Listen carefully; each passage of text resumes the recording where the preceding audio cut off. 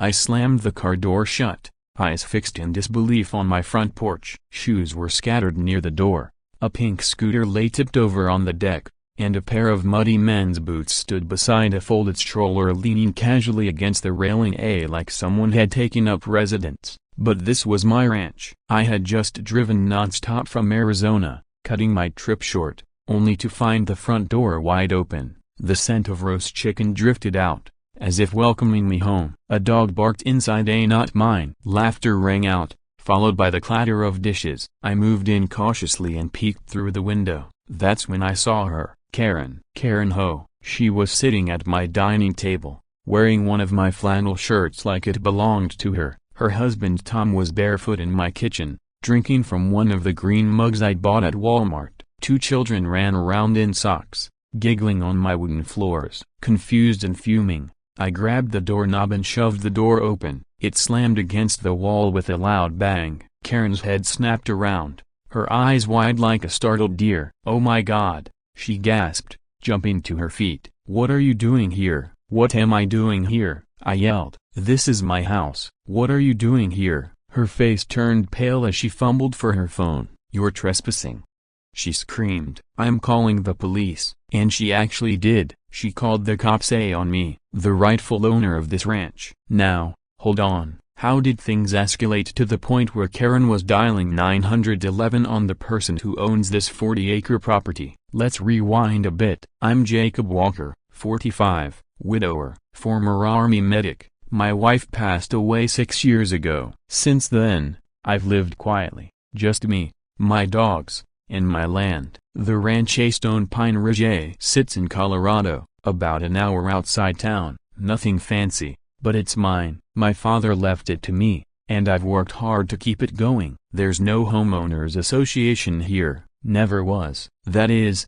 until the McKinley Estates folks moved in across the creek and created their own little HOA. You know the type: A gated driveways, speed bumps, and regulations about what color your mailbox should be. Meanwhile, I'm on the dirt road, raising chickens and keeping memories in a weathered barn. At first, everything was civil. Then Karen showed up. Karen Simons, president of that HOA. Short, blonde, always wearing sunglasses like a crown. She lived across the creek but acted like the entire area belonged to her. It started with petty things: passive-aggressive notes about my unkempt grass, complaints about my barn tools being too visible. She'd stroll through my land with her dog like it was some kind of public park. Then came the letters. Real harassment. I ignored them. After all, I wasn't part of her HOA. She had no authority over my property. At least, that's what I thought. 2 weeks ago, I left for Arizona to help my cousin after his surgery. I boarded up the windows, shut off the water, and activated my security cameras. That's when Karen made her move, though I didn't know it yet. On the drive back, something felt off, a gut instinct I couldn't shake. I cut my trip short and drove through the night. Didn't call, didn't text. I just wanted to see my ranch. And now, here I was face to face with Karen, who was telling 911 that I was the intruder. Let's back up just a little more. About 2 weeks earlier, I found my mailbox pried open. Inside was a strange notice, not typical mail. It was from the McKinley HOA enforcement, demanding I vacate the property due to some so-called rezoning plan. I laughed it off. Clearly a mistake. My land had been here longer than their entire neighborhood. My boundaries were legally documented. I tossed the letter into the burn barrel and didn't think twice. The very next day, Karen showed up. "I'm just here as a courtesy," she said with a stiff smile. "The HOA's planning some improvements nearby. Best if you left early. You'll receive an offer soon." I stared at her. "You can't be serious." "Oh, I'm very serious," she replied, adjusting her sunglasses. "You don't own this land." "What?" "Well, the HOA believes there's a legal avenue," she said sweetly. "We'd hate for this to get ugly." It felt like a threat. I told her to leave. She did, but not before snapping pictures of my yard, like she was gathering evidence. Days later, I left for Arizona. Before leaving, I installed a new deadbolt, activated motion-triggered camera alerts, and asked my buddy Daryl down the road to check in weekly. Unfortunately, Daryl had to leave for Montana due to a family emergency. That window of time, Karen took full advantage. So when I walked into my home and saw her family living in it, I was stunned more than anything. Who does that?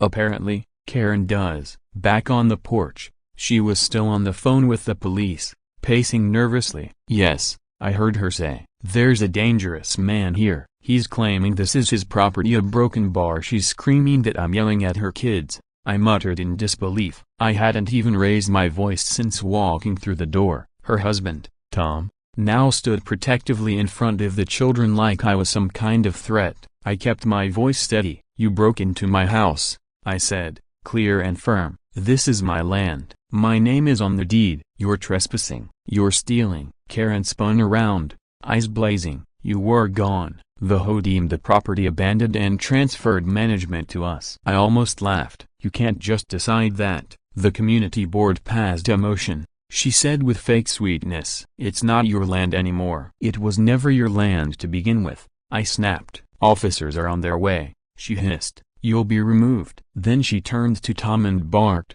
"Pack up the photos and jewelry. Take them to the truck, just in case." Photos? Jewelry? My stomach turned. She hadn't just moved in temporarily as she'd settled in. The whole house looked different. My recliner was gone, replaced with a bubblegum pink couch. My father's photo was missing from the mantel. In its place, pictures of Karen's kids smiling in front of my barn. They had erased me from my own home. In the distance, I heard sirens. Karen smiled like she'd won. "Looks like help is coming." I stepped outside not because I was scared, but because I wanted the responding officers to see me as calm, rational, and not the criminal here. Still, I didn't know what lies she'd spun over the phone, or if they'd even believe the truth. A patrol car rolled up. 2 officers stepped out, hands resting near their belts. "Sir, step away from the property," the taller one called out. That's when I knew they might actually believe her. I slowly raised my hands and took a measured step back. "This is my house," I said evenly. "My name is Jacob Walker. I live here." "They're the ones who broke in." Karen bounded down the steps like she was on stage, tears already forming. "Officers, thank God," she said dramatically, grabbing one of their arms. "This man forced his way onto our property. He scared my children." "My children?" I blinked hard. Was she really saying that? "Ma'am," the shorter officer said, calm but firm, "we're going to sort this out. Please take your children inside. We'll speak with the gentleman." Karen gave me one last smug look before retreating inside like she owned the place. "I have ID," I said, reaching into my jacket. "And the deed's in my name. You can check the county records." The taller officer nodded. "Go ahead and show me." I handed him my license. "You might want to check with the county recorder's office too. This land's been in my family since 1986. He took my ID and walked back to the cruiser. The other officer stayed behind, watching me like I might bolt or break a window. "Just so we're clear," I said, keeping calm, "Karen Simons doesn't live here. She's from McKinley Estate Tessa across the creek. This ranch isn't part of their HOA. Never has been. She says otherwise."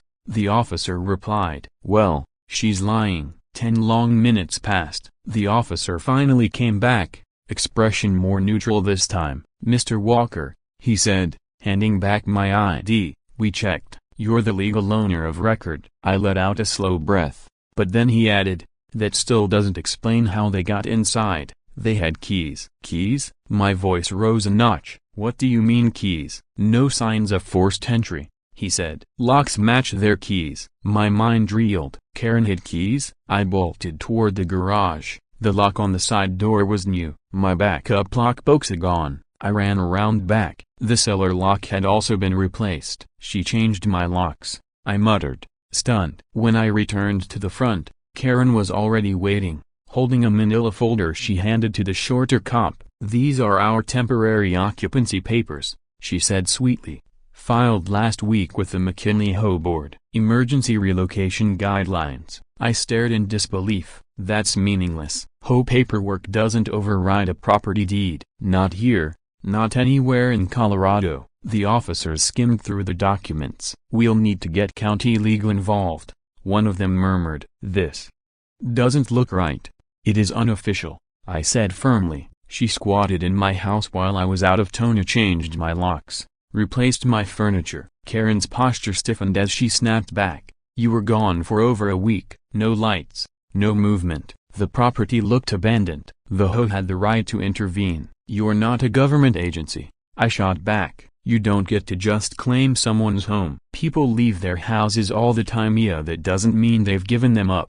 I didn't abandon anything. The officers stepped between us before it escalated further. Let's take a breath, the taller one said. Mr. Walker, do you have any proof of recent residence, utility bills, camera footage? I nodded and pulled out my phone.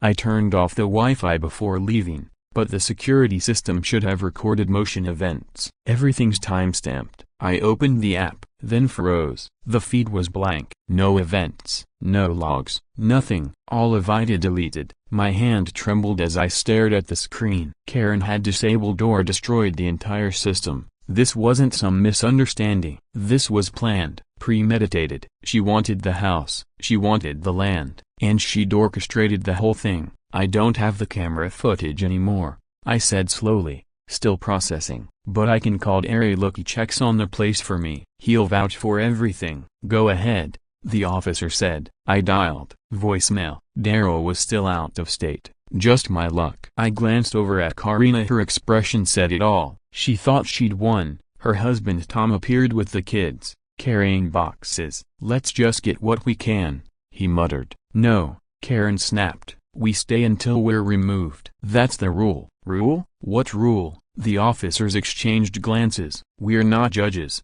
the taller one said. But given the situation, Mr. Walker, our recommendation is to file for emergency removal through the court. Legally, we can't force them out today. You're telling me, I said through gritted teeth, that I can't enter my own house? It's a civil matter now. If we make a move and the judge sides with her, it'll fall back on us. You'll need a court order. Unbelievable. Karen smiled like a criminal basking in the sunlight. She had lied, squatted, changed my locks, and now she was standing on my porch, untouchable. Don't worry, she said sweetly. You'll get your day in court. Her daughter peeked out from behind her, maybe 7 or 8 years old. Hi Mr. Walker, she said, waving. Mommy says this is our new vacation house. I felt my chest tighten. They weren't just trespassing, if they were playing house inside my life. In the home where I buried my wife. Sashes beneath the old oak tree. I couldn't take it anymore. I walked back to my truck, hands shaking, vision blurring. I needed a plan. The next morning, I was at the county courthouse the second it opened. I filed for an emergency restraining order, started eviction proceedings, handed over every document I had, a deed, utility bills, maintenance records, photos, everything. But legal wheels turned slow. And Karen? She used every second of that delay like ammunition. By the third day, she had posted a fake HOA notice on my ranch gate, claiming the land was under protective occupancy status. That weekend, she hosted a barbecue. Dozens of HOA folks were lounging around my fields like it was a picnic park. Plastic cups, folding chairs, laughter. They acted like they owned the place, like I was the intruder. But nothing shocked me more than what I found that night. Tucked away in my storage shed, behind the tools, was a printed contract. I pulled it out, unfolded it and stared. My name, my signature, a sale agreement. It said I,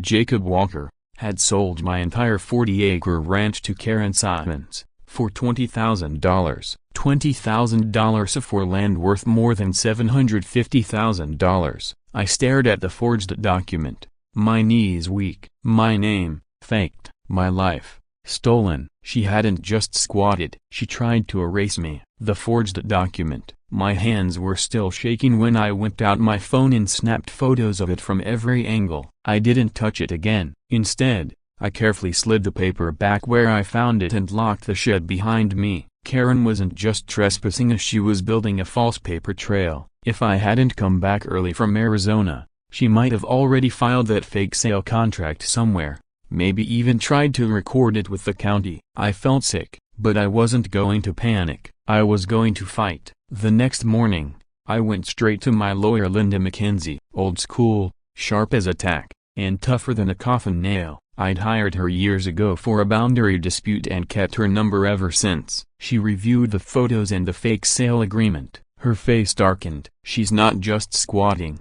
Linda said. "She's trying to rewrite history." "Can she actually get away with this?" I asked. "She can try," Linda replied, eyes locked on mine, "but she'll regret it. This isn't just a civil case anymore. This is criminal. Forgery, fraud, maybe even identity theft." I gripped the arms of my chair. "Good, because I want her out." "We'll get her out," she said, already typing, "and she'll wish she never laid eyes on your land." By that afternoon, Linda had filed a motion for emergency injunctive relief. She also submitted a criminal complaint with the sheriff's department of forgery, breaking and entering, and more. She advised me to stay off the property for now, let the legal process do its job, but that didn't mean I was going to sit quietly. That night, I parked across the dirt road from my house, watching from the shadows. Every room was lit. Laughter drifted from the porch. Karen and her family had built a bonfire in the backyard, and there she was sitting in my late wife's wooden rocking chair. That chair had sat untouched for 6 years. Something inside me snapped. I slammed the truck into gear,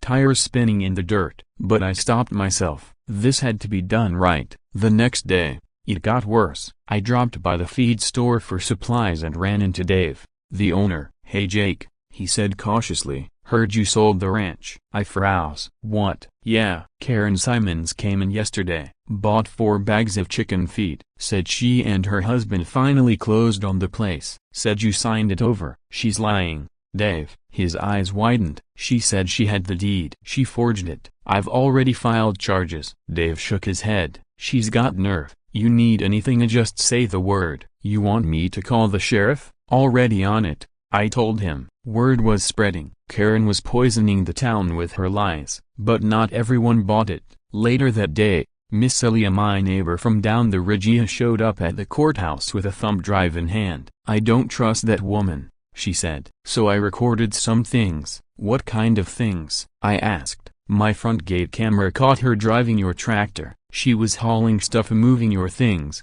trailer by trailer, over to her place. She handed me the drive. Figured you'd want it." God bless her. Linda lit up when I gave her the footage. "This is huge," she said. "She's actively transferring property she doesn't own." More evidence for the judge. But Karen wasn't slowing down. She called Channel 7 News. I watched, horrified, as the local station aired a segment titled, "Neighborhood Hero Rescues Abandoned Ranch, Faces Legal Battle with Mysterious Owner." The footage showed Karen hugging her kids in front of my barn, painting me as the ghost owner who vanished and her as the good Samaritan saving the place. The segment ended with her smiling and saying, "We just want what's best for the community. This land has so much potential." I threw the remote across the room. By the end of that week, the judge granted a preliminary court order. Karen was forbidden from selling, renting, or altering the property in any way. The sheriff's office now had an official case file, but the actual eviction order, that would take a few more days.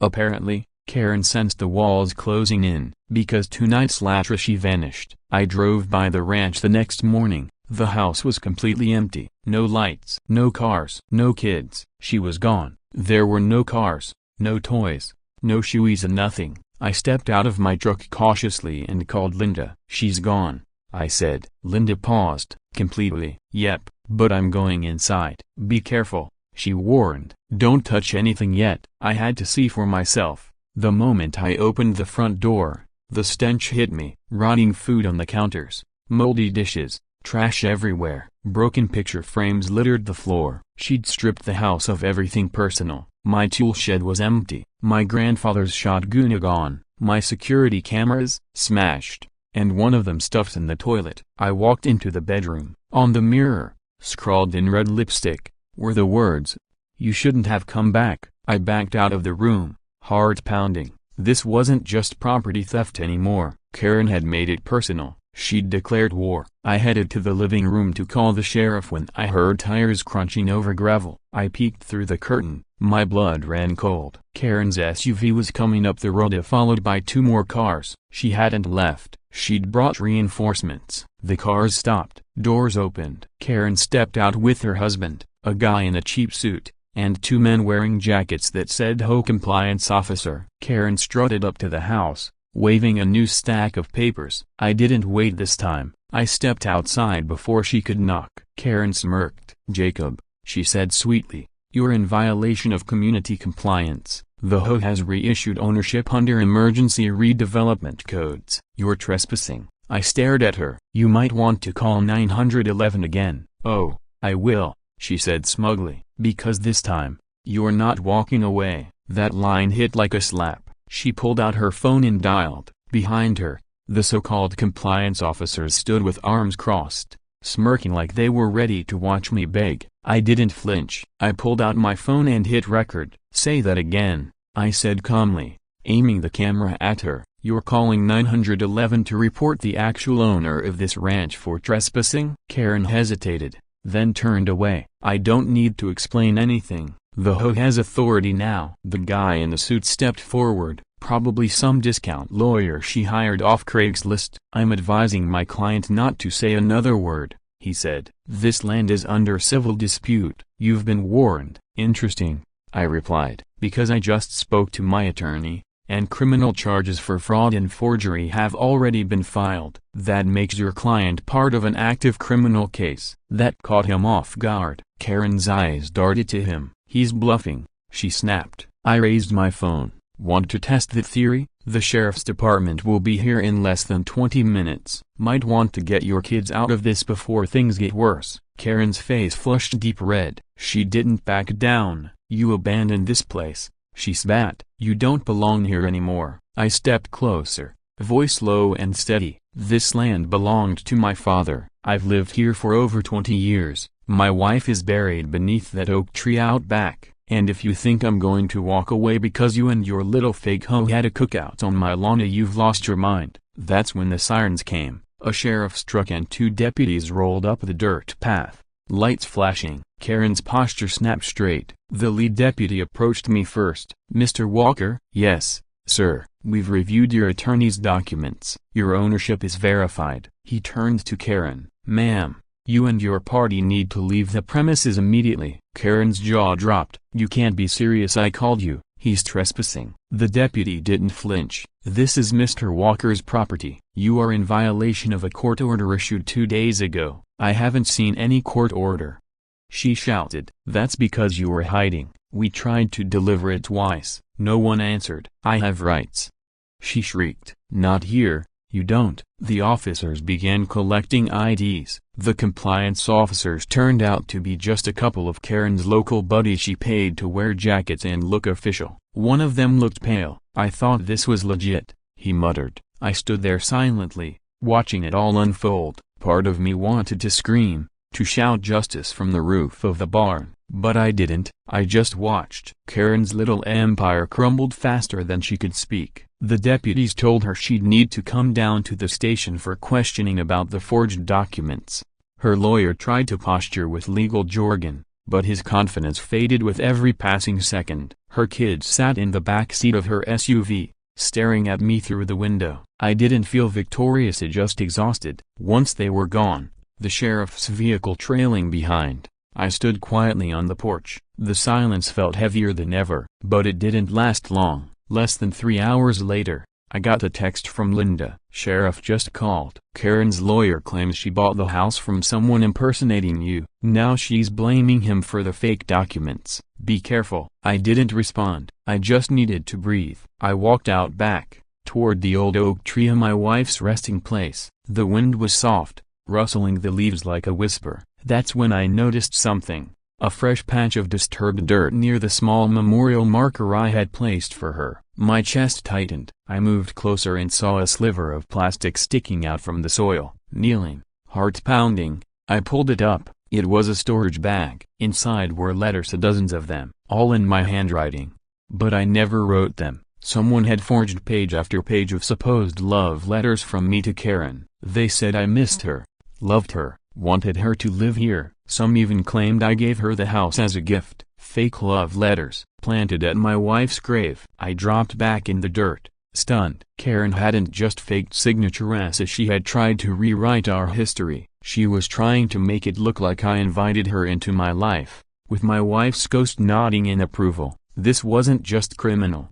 It was deeply twisted. I drove straight into town, the bag of letters in the passenger seat and my fury boiling over. I walked into Sheriff Donnelly's office and placed the bag on his desk. He opened it, reading through the forgeries one by one, his jaw tightening. "This woman's not just squatting," he said quietly. "She's creating a delusion." "She buried those at my wife's memorial," I said, my voice shaking. "She wasn't just trying to steal my land. She tried to replace my life." The sheriff slowly closed the file. "This changes everything. We're adding emotional distress, evidence tampering, and identity fabrication to the complaint. I'll have deputies watch your property tonight, just in case." I nodded, but no relief came. This wasn't just a Karen anymore. This was a narcissist with no boundaries. Linda called while I was still at the station. "I've been digging into Karen's past," she said. "She's done this before." I froze. "What?" "Back in Utah, a different town, there's a sealed court case. She posed as a caregiver for a disabled man, claimed he gifted her his mobile home, tried to take it after he passed, and the judge threw it out. Not enough evidence at the time, but the pattern is identical." I gripped the phone tighter. "She's been doing this for years," Linda continued, "but you're the biggest target she's ever set her sights on." That night, I returned home. Deputies were parked by the gate, keeping watch. They gave me a respectful nod as I drove in. Inside, the house felt like a stranger. Cold, empty. I turned on the lights slowly, one by one, still expecting shadows to move. I didn't sleep. I sat on the couch, shotgun across my lap, ears tuned to every creak, every gust of wind. At 2:30 a.m., I saw headlights on the far end of the road. I stepped out with my binoculars. It wasn't Karen's SUV, it was a moving truck. They parked across the truck idled on the road for nearly 15 minutes, engine running. No one stepped out. The deputies, still stationed down by the ridge, couldn't see it from their angle. I called them and reported the vehicle. They arrived quietly, but by the time they reached the spot, the truck was gone, vanished, like ghosts. The next morning, I found fresh tire tracks near the back fence. Whoever it was had come a lot closer than I'd realized. 2 days later, I was called to court for the official hearing. Karen showed up alone this time. No whole crew, just her and a nervous-looking public defender. She looked different now and unraveled. Her hair was frizzy, her clothes wrinkled. The confident, smug expression she once wore was gone. Linda presented everything: the forged deed, the fake letters, photos of my destroyed security cameras, Ellie's footage of Karen driving my tractor, screenshots of her texting a neighbor, claiming she owned the house, even the bogus home notices. Karen tried to spin a new tally, said she'd been tricked by a man impersonating me, that she truly believed I loved her. She pointed to the fake letters and said, "I really thought they were from him." The courtroom went silent. Even the judge looked stunned. "I've never met this woman outside of home meetings," I said clearly. "She invented all of this. Every word, every page." The judge didn't wait for her to finish her sentence. The ruling was swift. Immediate eviction, criminal charges pending, a restraining order granted on the spot. But the nightmare wasn't over. That evening, I returned home and noticed the back door slightly open. I approached with my shotgun raised, heart pounding. Someone had broken in again. This time, they hadn't stolen anything they had destroyed. Furniture was slashed. The walls were covered in red spray paint. "You lied. We were family." In the closet, I found my wife's wedding dress, a one sealed safely in a preservation bag, torn to shreds and pinned to the wall with a kitchen knife stabbed through the chest. I dropped to my knees. This wasn't just trespassing. This was obsession. This was hate. Sheriff Donnelly arrived within 20 minutes, taking more photos and documenting everything. Karen had an alibi. She'd checked into a local women's shelter that night, but no one could say how long she'd been there before signing in. Donnelly began looking into possible accomplices. That's when it hit me. "The moving truck," I said. "She's not doing this alone." The next morning, I went through Ellie's camera footage again, frame by frame. Then I saw him. At the fake HOA barbecue, there was a man I hadn't noticed before. Beard, sunglasses, holding Karen's daughter and laughing like he belonged there, like family. He hadn't spoken during the confrontation. He never gave his name, and I realized he was the only one Karen never told to leave when things went bad. I sent the still frame to Linda and the sheriff, They ran facial recognition. 2 days later, the call came in. The man was Karen's brother, Dean Simons, a former real estate broker, disbarred 5 years earlier for fraud and forgery. He'd been helping her the whole time. That night, I walked the property alone, flashlight in hand, boots heavy in the mud. Out near the tree line behind the barn, I noticed something odd. A small clearing, recently disturbed, fresh soil, a wooden crate. I pried it open. Inside were my missing belongings, stolen tools, my original Wi-Fi router, my wife's keepsake locket, my father's old military medalsa and a burner phone. The sheriff's team took everything into evidence. The phone held dozens of voice recordings, Karen's voice, Dean's voice, recordings of them plotting, talking through their plan to move in, what to tell neighbors, how to manipulate the story. One clip was chilling. Dean, just make it look like he invited you. Lonely widower, so nobody questions that. If the neighbors buy it, the cops will too. We throw a community event, flip the story, and make the old man look like he's losing it. I sat on the porch that night, staring into the darkness, the weight of it all sinking in. They hadn't just wanted the house, they wanted to erase me. But now I had the truth and the proof. The next morning, I walked into Sheriff Donnelly's office, calm but burning with quiet rage. He was already listening to the recordings when I arrived. I don't even know where to begin, he said, sliding a file toward me. Typed transcripts filled every page. Dean's voice, make it look like he wanted you here, play the part, no one can prove otherwise. Karen, and if he comes back? Dean, then we make him the crazy one. Donnelly looked at me. We've got enough to charge both Karen and Dean with conspiracy to commit fraud, forgery, burglary, property theft, to probably a dozen counts. This isn't just squatting anymore, this is calculated criminal manipulation. I nodded, gripping the file tightly. This war wasn't over yet, but the tide had finally turned. If he shows up early, call 911, Dean had said. Make him the threat. No one questions a crying mother. I clenched my jaw. I want her arrested. She will be, Donnelly replied. We've issued warrants for both Karen and Dean. Last we know, she was still at the women's shelter. He had been renting an Airbnb under a fake name. They're on the run now. Unbelievable, I muttered. They didn't just want my housey broken bar, they wanted to destroy everything connected to it. Sheriff Donnelly looked at me with something like sympathy. That woman didn't just cross a line, she built a new one. By that evening, the news had broken. The local paper ran a front-page expose tilde copyright, HOA president and brother wanted in elaborate ranch scam. Karen's face was everywhere. Even Channel 7 at the same station that once praised her for saving the ranch ran a correction with the headline, "Local man targeted in forgery scheme, HOA involvement under investigation." The backlash was swift. Most people finally saw the truth, but some still clung to their doubts, whispering maybe I had signed the property over and regretted it. I ignored them. I had work to do. Over the next week, I tried to restore what was left. I changed the locks again, scrubbed every wall, burned the curtains they had spray painted. I even fixed up the barn where Dean had been squatting, but the place felt different, like it still carried their shadow. Miss Ellie showed up one morning with a basket of muffins and a tight hug. I always knew something was off about that woman, she said. Had that I'm better than you look in her eyes. Yeah, I sighed. And she almost pulled it off. Ellie met my eyes, but she didn't. That night, I got a call from Linda. They caught Dean, she said. My heart raced. Where? Highway checkpoint outside Nevada. Fake plates. They matched his face to the HOA barbecue footage. And Karen? I asked. She wasn't with him, but he talked a lot. I held my breath. Karen tried to flee the country, booked a flight out of Denver with a fake ID, deflagged it. There's now a federal warrant. I leaned back in my chair, hand over my face. She's really going down for this,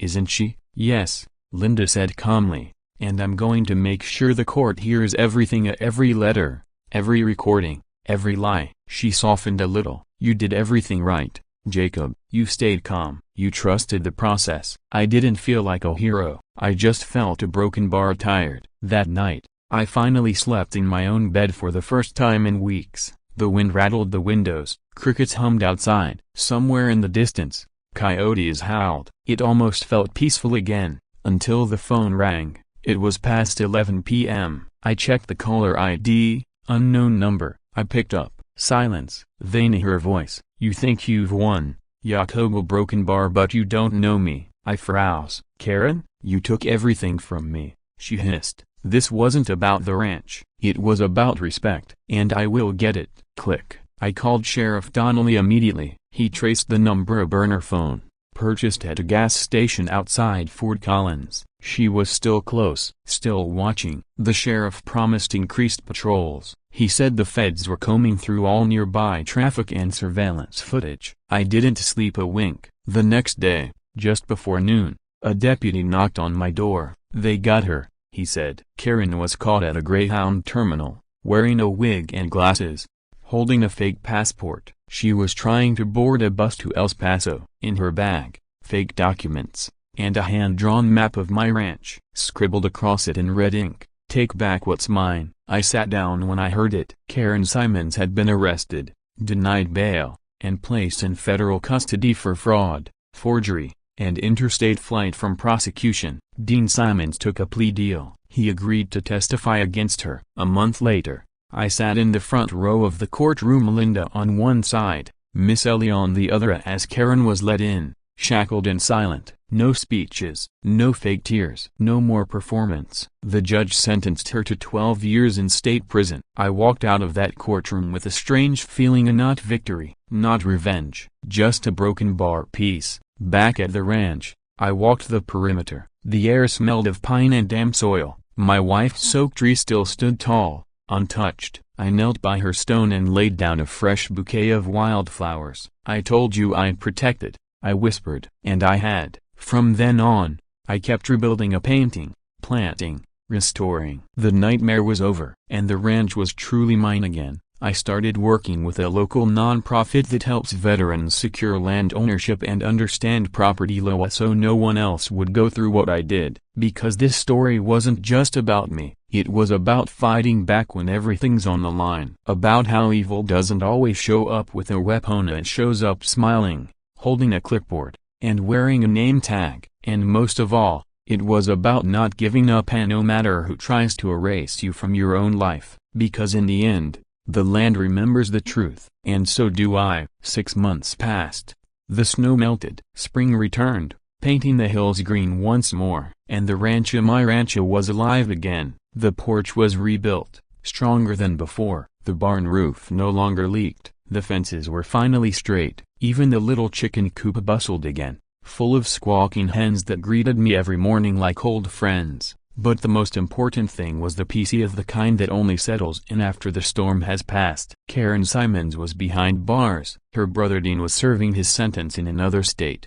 Dignity stripped and name ruined. The fake HOA they created, it crumbled overnight after her arrest. Within 3 months, the residents voted to dissolve it completely. Turned out, most had been just as tired of Karen's game as but too afraid to speak up. Now, neighbors waved when they passed. Some even stopped by to help mend fences or share a drink. Miss Ellie brought over pies every Sunday without fail. Sheriff Donnelly and I became friends. He'd drop by once a week just to talk and check on the land. But even with life returning to normal, I never let my guard down entirely. The damage Karen caused went far beyond property lines. It left a scar, a deep one. I started therapy for the first time. The counselor said it was situational trauma, that what I'd gone through wasn't just about nearly losing a home. It was about having my identity questioned, erased, and rewritten. She was right. Some nights, I still jolted awake, expecting to see Karen on my porch again, phone in hand, painting me as the villain. But then I'd step outside, breathe the clean air, listen to the birds, and remind myself, I won. One quiet afternoon, I walked back down to the oak tree. The wind whispered through its leaves. I knelt and cleaned the plaque beside my wife's grave, talking to her like I always did. I kept it safe, Hannah. They tried, but they couldn't take it. You'd laugh at the way she called the cops on me, but you'd be proud I never gave up. As I stood, a truck rumbled up the driveway.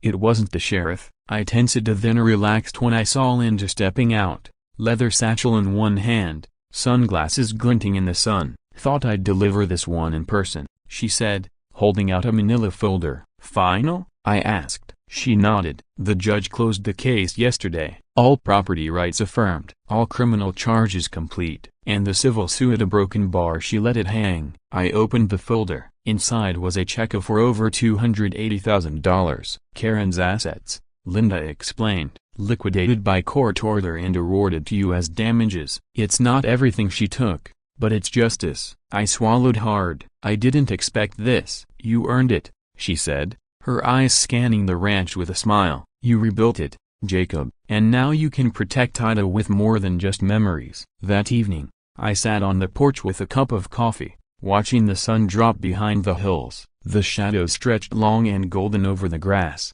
Then I saw it, something tucked beneath the doormat, a small envelope, no name, no return address, just one word, written in black ink. Sorry. I opened it slowly. Inside was a folded piece of paper, no signature, just a short message. I lied. I hurt people, but I really believed you were the home I needed. I was wrong. I hope you find peace. I recognized the handwriting. It was Karen's. Whether it was sincere, or just one final twisted game, I couldn't say. But I didn't destroy it. I placed it in a box with the court records and audio file as a reminder that evil can have a friendly face, that boundaries matter, that peace is something worth protecting, and that no Onia calls 911 to steal your life and walks away untouched. That night, I locked the front door with a deep breath. The dogs curled up at my feet. The fireplace crackled softly. My ranch, my life, my legacy, still standing, still mine, forever.